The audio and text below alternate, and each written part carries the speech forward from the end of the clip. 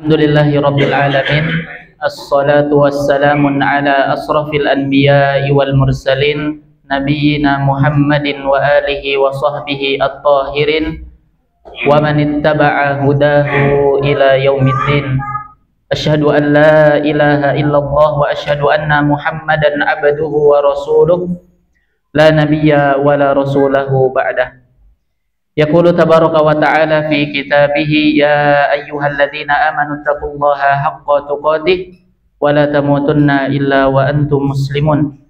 Wa qala Rasulullah sallallahu alaihi wasallam fi hadisihi ittaqillaha haitsu ma kunta wa atbi'is sayyi'atal hasanata tamhuha wa khaliqin nasa bi khuluqin hasanin amma ba'd.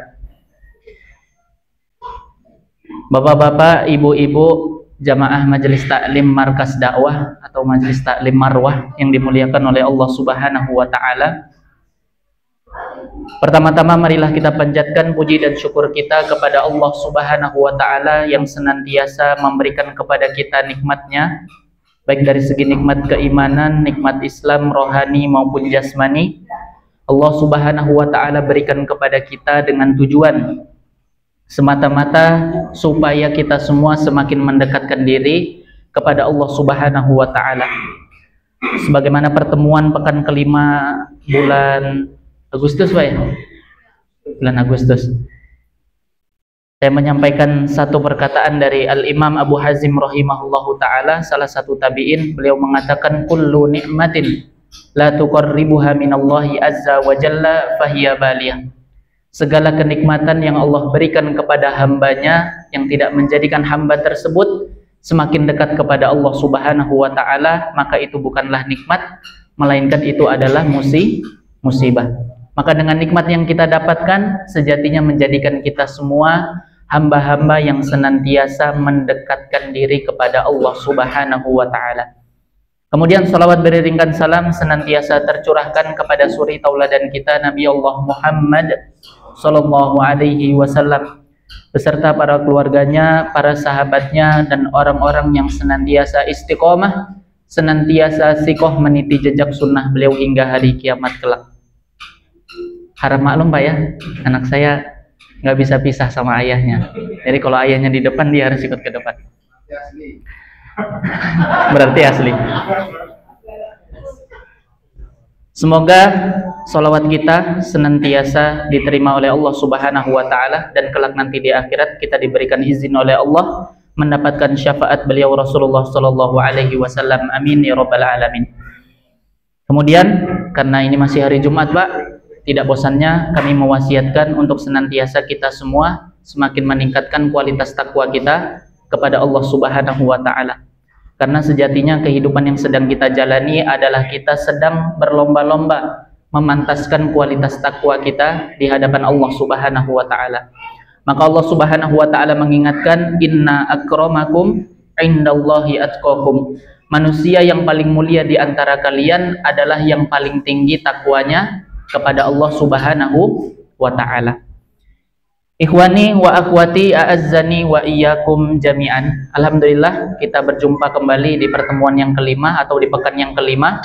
Insyaallah kita akan melanjutkan tadabbur doa Nabi Muhammad sallallahu alaihi wasallam bagian yang kedua. Kalau kemarin di bagian yang pertama kita mentadaburi satu doa Nabi Muhammad sallallahu alaihi wasallam yang berbunyi Allahumma a'inni ala zikrika wa syukrika wa husni ibadatika. Maka insya Allah pada malam hari ini kita akan coba mentadaburi salah satu doa Nabi kita Muhammad sallallahu alaihi wasallam, di mana hadis ini diriwayatkan oleh jalur periwayatan Ibnu Mas'ud radhiyallahu anhu, kemudian diriwayatkan juga oleh Imam Muslim, di mana Rasulullah sallallahu alaihi wasallam bersabda atau doa yang senantiasa beliau ucapkan yang berbunyi Allahumma inni as'alukal huda wattuqa wal afafa wal ghina. Insyaallah di antara kita sudah banyak yang sering menghafal atau sering melafalkan doa ini setiap kali selesai sholat. Tapi ini bukan berarti harus dibaca setiap selesai sholat ya Pak. Tapi kalau misalkan mau kita baca nggak apa-apa. Kalau yang kemarin Allahumma a'inni ala dzikrika, itu benar-benar Nabi kita Muhammad SAW memesankan kepada salah satu sahabatnya yang bernama Mu'adz bin Jabal. Tapi kalau yang ini, kalau misalkan ingin kita amalkan, tafadhol. Kalau misalkan kita lupa mengamalkannya, maka tidak mengapa. Rasulullah SAW berdoa, permintaan yang pertama adalah Allahumma inni as'alukal huda. Ya Allah, aku memohon kepadamu agar diberikan huda, petunjuk. Kemudian yang kedua, Allahumma inni as'alukal huda wat-tuqa. Yang kedua permintaan Nabi kita adalah at-tuqa, yaitu ketakwaan kepada Allah Subhanahu wa taala. Kemudian yang ketiga adalah al-afaf, ampunan daripada Allah Subhanahu wa taala. Kemudian yang keempat baru Rasulullah SAW meminta al-ghina, yaitu kecukupan harta dalam menjalani kehidupan. Maka ini doa Nabi Muhammad SAW terdapat di dalam kitab Az-Zikru wad Du'a wal Istighfar. Jadi nanti kalau misalkan kita mau mencari doa ini ada di mana, kita coba cari di kitab Az-Zikru wad Du'a wal Istighfar di halaman 4898. Kemudian kita akan masuk permintaan Nabi Muhammad SAW yang pertama adalah al-huda, yaitu petunjuk. Maka di sini dijelaskan di dalam kitab Syarah Riyadhus Shalihin, yang dimaksud dengan al-huda atau petunjuk yang diminta oleh Nabi kita Muhammad SAW, para ulama menjelaskan terbagi menjadi tiga. Yang pertama adalah ketika seorang itu berada dalam agama Islam, ketika seseorang itu menjadi seorang yang mukmin, maka yang dimaksud dengan doa Allahumma inni as'alukal huda, ya Allah berikanlah kepadaku petunjuk, itu artinya adalah hudal ilmi, yaitu petunjuk dalam menuntut ilmu. Maka kalau kita beragama Islam, kita membaca doa ini, maka itu maksudnya adalah kita memohon kepada Allah agar diberikan petunjuk dalam kita menuntut ilmu. Mengapa Pak Bu kita perlu meminta petunjuk kepada Allah dalam menuntut ilmu? Karena ilmu yang kita tuntut itu semata-mata ada ilmu yang baik dan ada ilmu yang tidak baik. Maka nanti Syekh Muhammad Shalih Al-Utsaimin, beliau akan membagi manusia dengan ilmu dan amalnya itu menjadi 4. Nanti ada orang yang Allah berikan kepadanya ilmu dan Allah berikan kepadanya juga kesempatan untuk beramal. Jadi ini adalah pilihan yang terbaik. Seseorang Allah Subhanahu wa taala berikan ilmu dan Allah berikan kepadanya kesempatan untuk beramal. Tapi ada orang yang Allah berikan ilmu tapi dia tidak mampu untuk mengamalkan ilmunya. Dan ada juga orang yang Allah berikan beramal tapi amalannya tanpa dilandasi ilmu. Maka di sini disebutkan fadalla katsiran. Maka orang yang seperti ini adalah orang yang akan menyesatkan banyak manusia. Kenapa? Karena dia beramal tanpa didasari dengan ilmu. Kemudian yang keempat, kata Syekh Muhammad Shalih Al-Utsaimin, adalah orang yang tidak diberikan ilmu dan juga tidak diberikan kesempatan untuk beramal kepada Allah Subhanahu wa taala. Kita lanjutkan, hudal ilmi, petunjuk dalam menuntut ilmu. Di sini Nabi kita Muhammad SAW memberikan gambaran yang begitu indah untuk kita. Bahkan Nabi kita Muhammad SAW setiap zikir pagi itu membaca satu doa yang begitu istimewa. Doanya adalah Allahumma inni as'aluka ilman nafi'ah. Maka yang diminta oleh Nabi kita adalah ilman nafi'ah, ilmu yang bermanfaat. Jadi Nabi kita bukan mengajarkan Allahumma inni as'aluka ilman, ya Allah berikanlah kepadaku ilmu, bukan hanya sekedar ilmu, tapi ilman nafi'an, ilmu yang bermanfaat. Bermanfaat untuk apa Pak? Bermanfaat untuk kedekatan kita kepada syariatnya Allah Subhanahu wa ta'ala. Maka mengapa Nabi kita mengajarkan membaca doa ini pada setiap pagi? Karena di waktu pagi hari adalah hari di mana dimulainya kegiatan seseorang. Jadi ketika kita dibangunkan oleh azan subuh atau sebelum subuh, maka itulah awal permulaan hari kita. Maka Nabi kita mengajarkan di waktu pagi kita memohon kepada Allah agar diberikan ilmu yang bermanfaat, supaya yang kita dapatkan dalam keseharian kita adalah hal-hal yang dapat mendatangkan manfaat.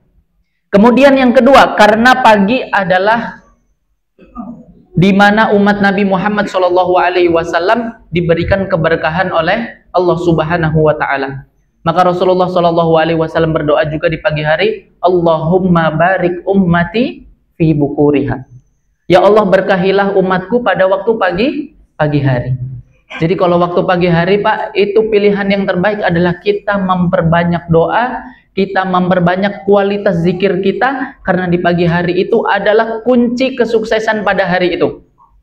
Kalau hari itu kita awali dengan doa-doa yang baik, dengan doa-doa yang kita panjatkan dengan tulus kepada Allah, maka insya Allah Allah akan memberikan kepada kita bimbingan yang baik, bimbingan yang bermanfaat selama satu hari sampai nanti kita tidur kembali.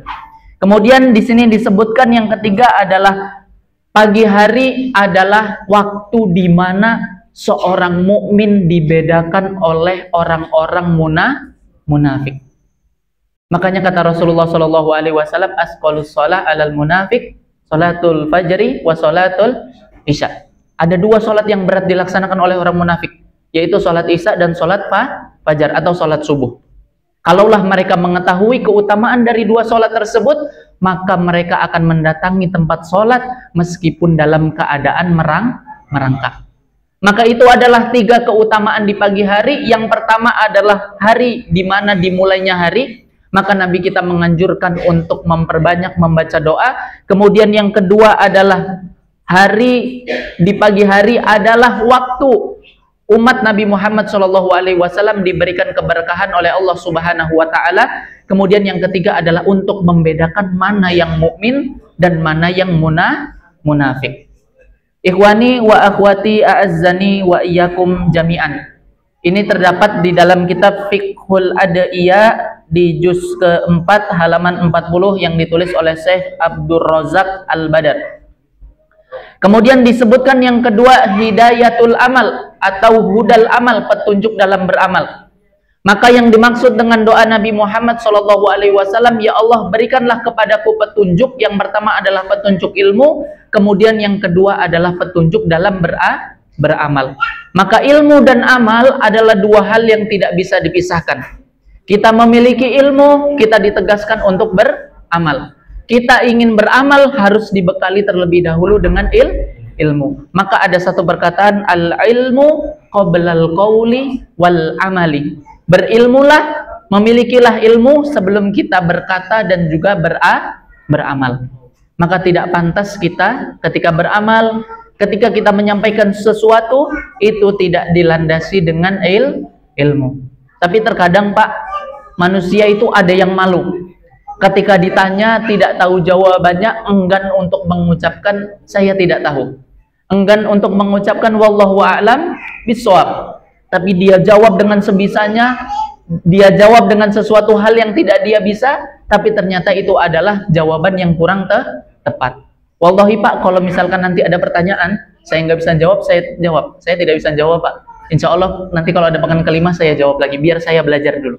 Maka itu yang harus perlu diperhatikan sebagai seorang muslim, adalah kalimat yang keluar dari lisannya adalah kalimat yang benar-benar sesuai dengan ilmu yang diajarkan oleh Nabi kita Muhammad SAW dan diwariskan kepada para ulamanya.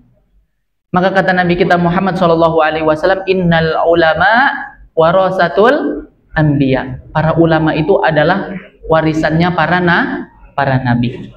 Jadi kalau Nabi itu Pak mewarisinya ilmu, bukan mewarisi harta. Bahkan keluarga Nabi Muhammad SAW itu tidak mau menerima zakat. Tapi apa yang ditinggalkan? Ilmu. Sekarang kita lihat, kita saksikan ilmu yang tersebar dari kalangan para ulama itu sangat banyak sekali.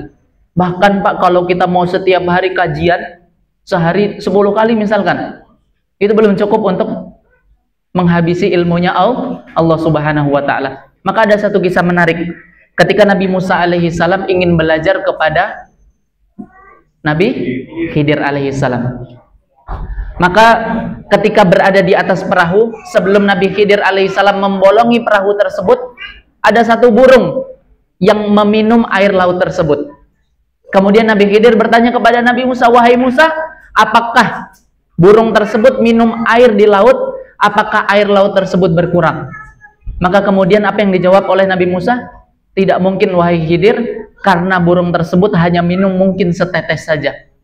Maka kemudian Nabi Khidir menjawab apa? Demikianlah ilmu Allah yang Allah berikan kepada manusia. Ilmu Allah bagaikan lautan yang diturunkan kepada manusia, hanya seperti yang diminum oleh burung tersebut. Jadi Pak, kalau kita hafal seluruh hadis Nabi Muhammad, kalau kita hafal Al-Quran 30 juz, kalau kita hafal penjelasan para ulama fikih, maka itu kita hanya seperti minum satu tetes air dari lautan. Tapi ilmu Allah seluas lautan yang ada. Maka pentingnya bagi kita untuk mengerti bagaimana cara kita menuntut ilmu, petunjuk kita dalam menuntut ilmu, dan petunjuk kita dalam beramal. Maka disebutkan oleh para ulama, tahapan dalam menuntut ilmu itu ada 3. Yang pertama adalah ketika seorang menuntut ilmu, dia masuk lubang yang pertama, takabbaro, maka dia akan menyombongkan dirinya. Kemudian yang kedua, ketika dia menuntut ilmu masuk lubang yang kedua, maka dia akan menjadi orang yang zuhud, menjadi orang yang tunduk, menjadi orang yang merendah di hadapan Allah Subhanahu wa ta'ala. Kemudian di lubang yang ketiga, ketika seseorang berhasil masuk lubang yang ketiga, maka dia seakan-akan tidak mempunyai ilmu sama sekali. Begitulah para ulama menjelaskan tentang orang-orang yang menuntut ilmu. Bukan hanya sekedar hadir kajian 1 jam. Ketika ada orang yang tidak ikut kajian, langsung, antum ini nggak pernah kajian. Ayo ngaji, masa nggak pernah ngaji, kerjaan foya-foya, kerjaan ini itu. Nggak perlu Pak. Kalau kita sudah rajin ngaji, kalau kita sudah rajin menuntut ilmu, sudah kita dapatkan ilmu yang kita dapatkan, maka sejatinya kalau kita hanya gunakan untuk mendebat orang yang bodoh, kita untuk mengecilkan orang yang tidak belajar, maka di dalam kitab At-Tibyan fi Adab Hamalatil Quran, orang yang belajar hanya untuk mengharapkan pujian dan untuk mendebat orang yang bodoh, maka kata para ulama disebutkan apa Pak? Falyatabawa maq'adahu minan nar. Mempersiapkan tempat tinggalnya nanti adalah di nerakanya Allah Subhanahu wa ta'ala. Maka pentingnya bagi kita memohon petunjuk kepada Allah, kita memohon hidayah kepada Allah agar ilmu yang kita dapatkan adalah ilmu yang bermanfaat, dan ilmu yang sudah kita dapatkan itu dapat kita amalkan. Maka para ulama menyebutkan al-ilmu bila amalin kasajjari bila samarin. Ilmu tanpa adanya amal itu bagaikan pohon tanpa adanya buah. Mungkin bermanfaat untuk dirinya sendiri, tapi belum tentu bermanfaat untuk orang banyak. Kalau jambu markas dakwah itu Pak berbuah, jamaah banyak yang ngambilin, bermanfaat. Tapi kalau jambunya tidak berbuah, maka dia hanya bermanfaat untuk dirinya sendiri, tidak bermanfaat untuk orang banyak. Itulah perumpamaan orang yang memiliki ilmu, kemudian dia menyebarkan, mengajarkan, serta mengamalkan ilmu yang dia dapatkan. Ikhwani wa akhwati a'azzani wa iyyakum jami'an. Maka di sini disebutkan oleh Fudail bin Iyad ketika beliau menafsirkan salah satu ayat Al-Quran di surat Al-Mulk ayat yang ketiga, liyabluwakum ayyukum ahsanu amala. Jadi amalan yang hanya akan diterima oleh Allah Subhanahu wa ta'ala adalah amalan yang baik saja. Amalan yang tidak baik, amalan yang tidak dilandasi dengan ilmu yang benar, maka itu akan tertolak di hadapan Allah Subhanahu wa ta'ala. Maka di sini disebutkan fihi isyaratun ila annahu laisa kulli amalin yataqarrabu bihil abadu ilallahi ta'ala. Sesungguhnya setiap amalan yang dikerjakan oleh setiap hamba belum tentu menjadikan dia dekat dengan Allah Subhanahu wa ta'ala. Bal yataqabbalu minal a'mal huwa sholih faqat. Hanya yang diterima adalah amalan-amalan sholih. Maka syarat untuk diterimanya amal itu ada 2. Yang pertama adalah ikhlas lillahi ta'ala, ikhlas karena Allah Subhanahu wa ta'ala. Kemudian yang kedua adalah muttaba'ati sunnati Rasulillahi sallallahu alaihi wasallam. Yang kedua adalah mengikuti petunjuk daripada Nabi Muhammad sallallahu alaihi wasallam. Maka pentingnya bagi kita membaca doa ini. Kenapa? Karena setiap kali kita menuntut ilmu, itu akan keluar dari lisan orang yang menyampaikan, kalimat yang baik, ilmu yang baik, dan ada ilmu yang tidak bermanfaat. Makanya biasanya ketika Ustadz mengisi di depan, ketika sebelum menutup, mereka menyampaikan, apabila ada baiknya datangnya dari Allah Subhanahu wa Ta'ala, apabila ada salahnya dari lisan kami pribadi. Mengapa demikian? Karena ilmu itu ada yang bermanfaat, ada yang tidak bermanfaat. Maka pentingnya bagi kita membaca doa. Setiap kali kita menuntut ilmu, tidak ada salahnya untuk kita mengucapkan Allahumma inni as'alukal huda wat-tuqa wal afafa wal ghina. Ya Allah, berikanlah kepadaku petunjuk, berikanlah kepadaku ketakwaan, berikanlah kepadaku ampunan, dan berikanlah kepadaku kecukupan harta dalam menjalani kehidupan.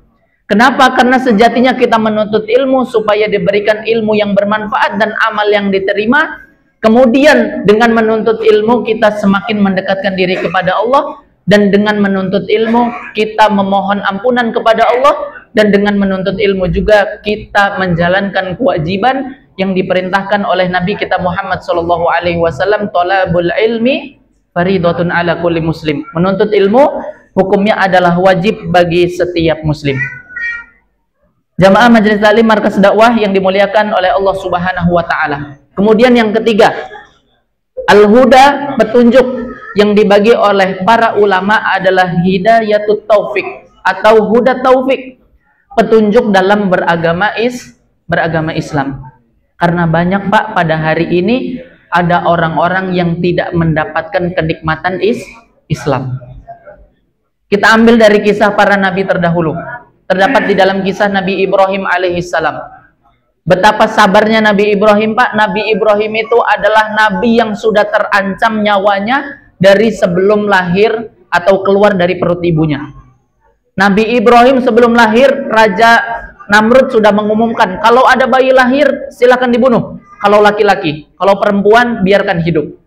Akhirnya Nabi Ibrahim diasingkan.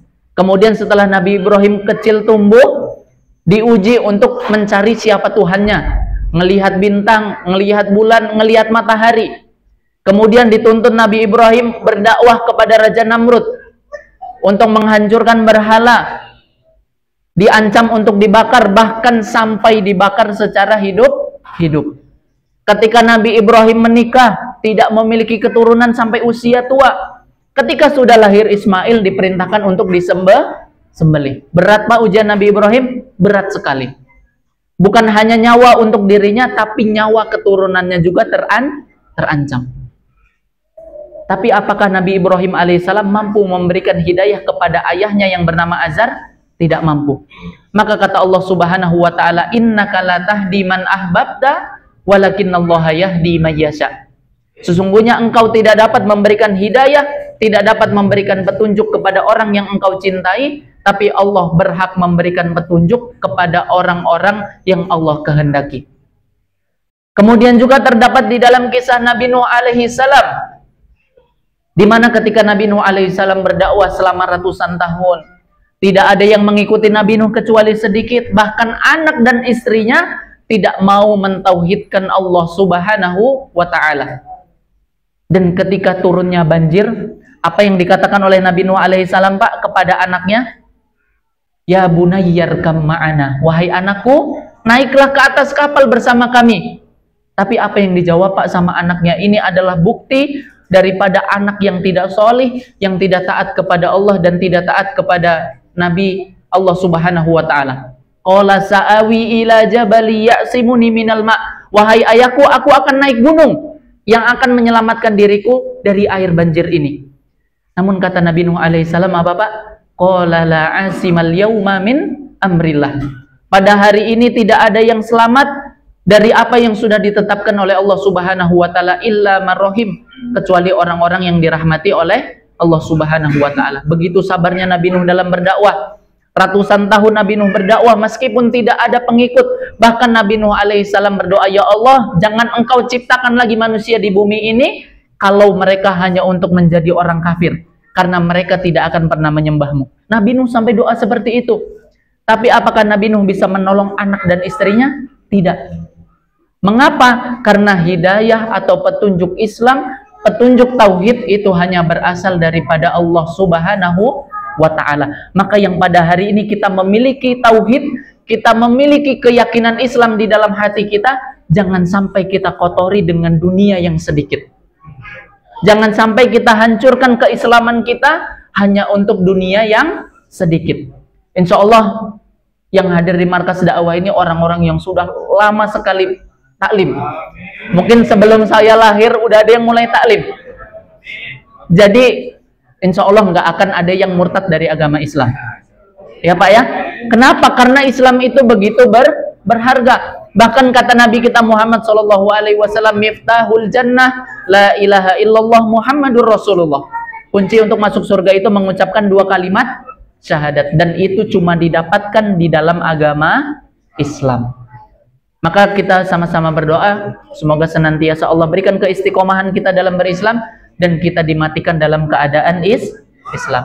Dan masih banyak lagi kisah tentang hidayah yang tidak bisa diberikan oleh para nabi kepada karib kerabatnya. Juga Nabi Muhammad SAW, manusia yang diampuni doanya, dijamin masuk ke dalam surga, tidak mampu memberikan hidayah kepada pamannya Abu Thalib. Perjuangan Abu Thalib itu Pak, rela mati demi ponakannya yang bernama Muhammad SAW. Tapi ketika mau meninggal karena ada sahabatnya yang tidak mau beragama Islam juga, ada Abu Lahab dan lain sebagainya, apa yang dikatakan oleh Abu Lahab? Wahai Abu Thalib, apa iya kamu mau ninggalin agama nenek moyangmu? Apa iya kamu ingin meninggalkan agama Abdul Muthalib? Maka akhirnya Abu Thalib mengatakan, aku tetap di atas agama nenek moyangku. Nabi Muhammad Pak, itu sudah memohonkan ampun kepada Allah. Sudah memohonkan ampun, tapi kata Allah Subhanahu wa taala, wa makana linabiyyin. Ada yang hafal Pak ayatnya? Saya kasih hadiah. Wa makana linabiyyin innaka latahdi man ahbabta walakin Allah yahdi may yasha. Itu tadi yang saya sampaikan. Dalil yang ini. Ada yang hafal Pak? Kalau ada yang hafal saya kasih 50.000. Benar Pak, saya nggak bohong. Ayat yang turun ketika Nabi Muhammad mendoakan pamannya tapi ditolak sama Allah. Saya kasih clue depannya, wa makana linabiyyin. Hah? Oh bukan Pak. Ada yang hafal? Yang 30 juz? Seri?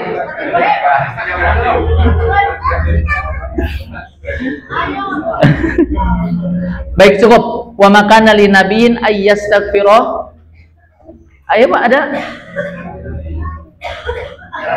Saya artikan deh kalau gitu.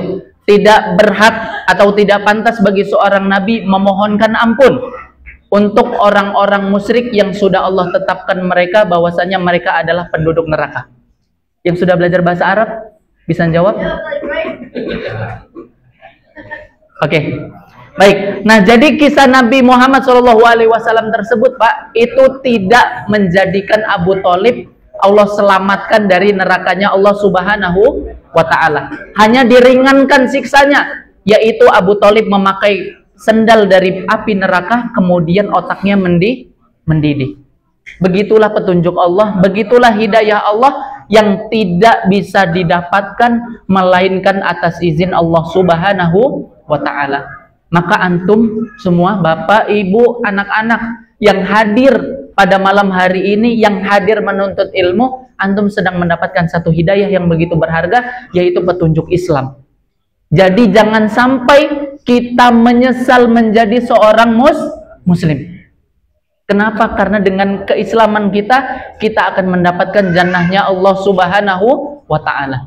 Meskipun Pak, kita setiap hari masih melakukan maksiat, kita setiap hari melakukan dosa, tapi ingat, jangan sampai kita keluar daripada Islam.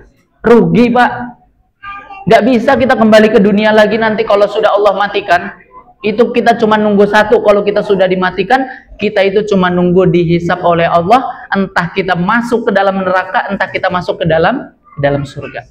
Ini nggak nakut-nakutin Pak ya, hanya saja kita sepatutnya bahagia menjadi seorang muslim. Jadi jangan iri kalau kita menjadi sebagai seorang muslim serba kekurangan, serba nggak cukup hartanya. Jangan rugi Pak. karena itu memang sudah menjadi sunnatullah. Ad-dunya sijnul mu'min. Dunia itu penjaranya orang mukmin, wal jannatul kafir. Dan nanti di akhirat jannahnya Allah itu adalah penjara bagi orang-orang kafir. Mereka orang-orang kafir itu cuma pingin satu, ketika nanti di akhirat dikeluarkan dari nerakanya Allah Subhanahu wa ta'ala. Ikhwani wa akhwati a'azzani wa iyyakum jami'an. Kemudian yang kedua yang diminta oleh Nabi kita adalah at-tuqah, yaitu ketakwaan kepada Allah Subhanahu wa ta'ala. Allahumma inni as'alukal huda wat tuqah. Ya Allah, berikanlah kepadaku petunjuk, dan yang kedua adalah berikan kepadaku ketakwaan kepadamu. Maka kalau mau kita simpulkan, setelah kita mendapatkan hidayah Islam, kita mendapatkan petunjuk dalam beragama Islam, kita mendapatkan petunjuk dalam menuntut ilmu, kita diberikan petunjuk dalam beramal yang baik, maka yang kedua yang harus kita jalankan adalah ketakwaan kita kepada Allah Subhanahu wa ta'ala. Kenapa takwa? Karena dengan takwa kita akan mendapatkan derajat, mendapatkan posisi yang terbaik di hadapan Allah Subhanahu wa ta'ala.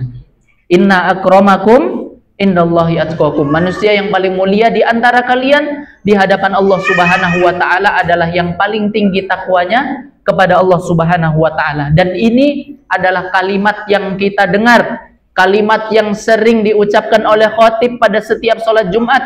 Ittaqillaha haitsuma kunta. Bertakwalah kalian kepada Allah. Dan ini adalah pesan yang setiap hari Jumat kita dengar, pesan yang setiap hari Jumat harus kita perbaharui, bahwasanya kualitas takwa kita setiap datangnya hari Jumat itu harusnya semakin baik di hadapan Allah Subhanahu wa ta'ala. Ikhwani wa akhwati a'azzani wa iyyakum jami'an. Maka kata Syekh Muhammad Shalih Al-Utsaimin disebutkan, wala yakika min adzabillah illa fi'la awamirihi wajatina bi nawahihi. Beliau menyebutkan takwa itu adalah kita menjalankan apa yang Allah perintahkan dan meninggalkan apa yang Allah larang. Dan kata beliau juga disebutkan wala yakika, dan tidak ada yang dapat menyelamatkanmu min adzabillah, dari azabnya Allah Subhanahu wa ta'ala, illa fi'la awamirihi, kecuali menjalankan apa yang Allah perintahkan, wajatina bi nawahihi, dan meninggalkan apa yang Allah larang. Maka pesan takwa itu tidak jauh beda dengan pesan Islam yang Allah Subhanahu wa ta'ala pesankan kepada Nabi kita Muhammad SAW. Maka ketika malaikat Jibril datang kepada Nabi Muhammad untuk menanyakan mal Islam, apakah agama Islam? Disebutkan bersyahadat, kemudian mendirikan sholat, menunaikan zakat, berpuasa di bulan Ramadan, kemudian naik haji bila mampu. Maka itu adalah semuanya perintah, semuanya kewajiban yang Allah tetapkan kepada hambanya. Maka sebagai seorang muslim, sebagai seorang mukmin yang kita meyakini Allah dan hari akhir, kita patut untuk menjalankan apa yang Allah perintahkan.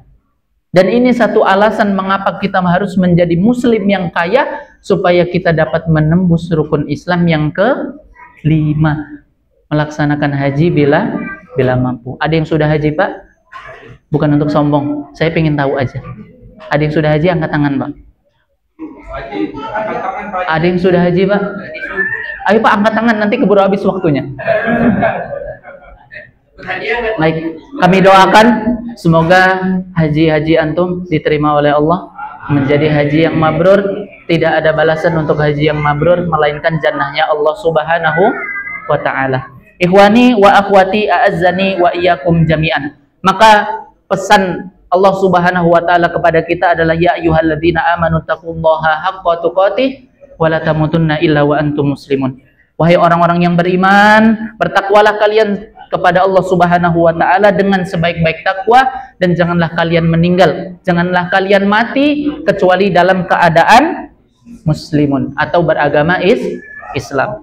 Masih ragu Pak sama agama Islam? Ada yang masih ragu nggak Pak? Kalau masih ragu, diruqyah.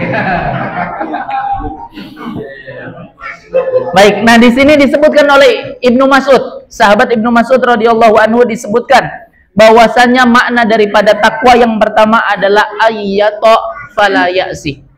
Dia mentaati Allah tanpa bermaksiat kepada Allah Subhanahu wa taala. Kemudian yang kedua adalah wa yazkur fala yansa. Dia senantiasa mengingat Allah tanpa melupakan Allah Subhanahu wa taala. Kemudian yang ketiga adalah wa yashkur wala yakfur. Dan dia senantiasa bersyukur kepada Allah dan tidak pernah mengkufuri nikmat yang Allah berikan kepada hambanya. Maka Ibnu Mas'ud menjelaskan kepada kita senantiasa taat kepada Allah tanpa kita bermaksiat. Kita senantiasa mengingat Allah tanpa kita lupakan Allah. Dan senantiasa kita bersyukur kepada Allah tanpa kita mengkufuri nikmat Allah Subhanahu wa ta'ala. Ini terdapat di dalam kitab Tafsir Karimur Rahman yang ditulis oleh Al-Imam Abdurrahman Nasir As-Sa'di, di mana beliau menukil pendapat Ibnu Mas'ud radhiyallahu anhu. Kemudian hadis tentang takwa tadi, wasiat takwa yang sering kita dengar, ittaqillaha haitsuma kunta. Insyaallah senantiasa kita amalkan, kita bertakwa kepada Allah dimanapun kita berada. Ketika kita hendak pergi ke markas dakwah, tujuan kita hanya satu, menuntut ilmu. Man salaka tariqan yaltamisu fihi ilman, sahalallahu lahu bihi tariqan ilal jannah. Orang yang keluar dari rumahnya dalam rangka menuntut ilmu, Allah mudahkan jalannya menuju surga. Saya siap-siaplah kajian markas dakwah, menunya malam ini bakso. Jangan Pak ya, kita niatkan dulu karena Allah, maka insya Allah pengurus menyiapkan menu terbaik. Malam ini menunya apa Pak? Ada yang sudah dapat bocoran? Yang pasti kopi sama tehnya Pak ya. Kopi, teh, air minum insya Allah udah pasti. Tapi kalau menu insya Allah pengurus selalu berusaha memberikan yang terbaik untuk jamaah. Maka doakan Pak para pengurus, semoga mereka diberikan umur panjang oleh Allah, diberikan keluasan rezeki, diberikan kesemangatan dalam mengemban amanah dakwah ini, sehingga kita semua bisa merasakan manfaatnya. Dan jangan lupa kita doakan orang-orang yang bersedekah, orang-orang yang memberikan amal jariahnya di markas dakwah, senantiasa Allah terima dan Allah balas dengan surganya Allah. Amin ya robbal alamin. Kemudian Ali bin Abi Thalib radhiyallahu anhu menjelaskan tentang makna takwa, beliau bagi menjadi 4. Yang pertama adalah al-khaufu bil jalil. Takwa itu senantiasa kita merasa takut kepada Allah Subhanahu wa taala yang maha segalanya. Kemudian yang kedua adalah al-qanaatu bil qalil. Senantiasa merasa cukup dengan pemberian Allah Subhanahu wa taala meskipun sedikit. Kemudian yang ketiga adalah wal amalu bitanzil. Beramal kepada Allah sesuai apa yang diturunkan oleh Allah Subhanahu wa taala dan dicontohkan oleh Nabi kita Muhammad sallallahu alaihi wasallam. Kemudian yang keempat adalah wasti'dad liyaumir rahil, mempersiapkan diri, mempersiapkan bekal untuk hari perjalanan yang begitu panjang. Ada satu kisah menarik di mana ketika Abu Dzar Al-Ghifari sedang berada di pelataran Ka'bah. Kemudian beliau manggil orang-orang yang sedang tawaf. Wahai kaum muslimin, merapat. Kemudian Abu Dzar Al-Ghifari berkata, "Ara'aitum, bukankah ketika seseorang di antara kalian aroda safaron, hendak melaksanakan safar, alaysa yattakhidhu minaz zadi ma yasluhuhu wa la yablughuhu?" Qalu bala. Abu Dzar Al-Ghifari berkata kepada sahabatnya yang ada di sekitar Ka'bah, bukankah pendapat kalian orang yang akan melaksanakan safar, dia mempersiapkan bekal yang cukup, dia mempersiapkan bekal yang akan menyelamatkannya sampai tujuan. Benar Pak ya? Jadi kalau kita mau safar itu kita siapin uang yang cukup, kita siapin pakaian yang cukup, kita siapin bekal yang akan cukup kita bawa sampai ke tujuan. Sama seperti kemarin pengurus markas dakwah jalan-jalan, kita siapin bekal Pak. Meskipun di jalan ada yang sakit, di jalan ada yang berkendala, tapi itu semua tetap kita siapkan hal-hal yang kita butuhkan. Maka kemudian Abu Dzar Al-Ghifari berkata, maka dari itu safarul qiyamati ab'adu ma turidun. Safar menuju kepada hari kiamat itu lebih jauh daripada safar yang kalian kerjakan di dunia. Maka pentingnya bagi kita mempersiapkan bekal untuk kematian itu, karena safar hari kiamat itu lebih jauh daripada safar kita di dunia. Kalau kita safar di dunia Pak, kita ke Baitullah mungkin 2 pekan atau 15 hari. Kemudian misalkan kita safar kemana, ke negara orang, kita menghamburkan uang, itu mungkin sebulan uang kita udah habis lagi, kita pulang lagi ke Indonesia. Tapi kalau safar pada hari kiamat, nanti ketika kita dibangkitkan, itu perjalanannya begitu panjang. Bahkan satu harinya di hari kiamat itu sama dengan 1000 tahun di dunia. Maka pentingnya bagi kita mempersiapkan bekal sesuai yang dijelaskan oleh Ali bin Abi Thalib di bagian yang keempat, wastidadu liyaumir rohil, mempersiapkan bekal untuk menuju kepada hari kiamat. Kemudian yang ketiga, permintaan Nabi kita Muhammad SAW adalah al-afaf, yaitu ampunan dari Allah. Kenapa kita harus meminta ampunan, Pak? Karena kita adalah manusia yang tidak terlepas dari dosa. Kita semua sudah pasti berdosa. Ada yang menganggap dirinya nggak pernah berbuat dosa, Pak? Nggak ada. Insya Allah semuanya mengakui kepada Allah bahwasanya kita adalah makhluk, kita adalah hamba yang pernah berbuat dosa kepada Allah Subhanahu wa Ta'ala.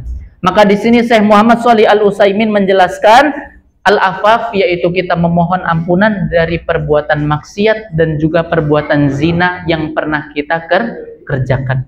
Penting untuk kita ketahui, Pak, zina itu bukan yang hanya kita lakukan dengan kemaluan yang kita miliki. Tapi zina itu bisa kita lakukan dengan mata yang kita miliki, zina itu bisa kita lakukan dengan tangan yang kita miliki, zina itu bisa kita lakukan dengan hati yang kita miliki, dan zina itu bisa kita lakukan dengan seluruh anggota badan yang kita miliki.